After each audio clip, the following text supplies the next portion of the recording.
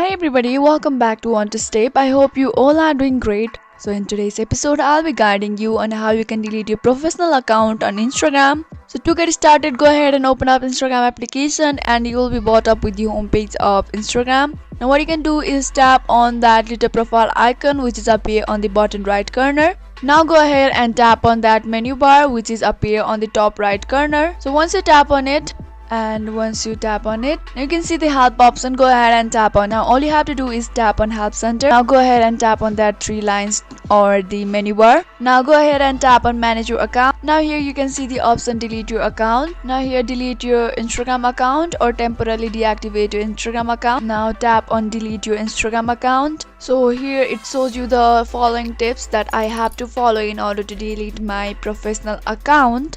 So these are the steps I have to follow. Once I follow this, I'll be easily able to delete my professional account on Instagram. So if you found the video to be helpful and informative, go ahead and subscribe to our channel and also press the notification bell for more updates.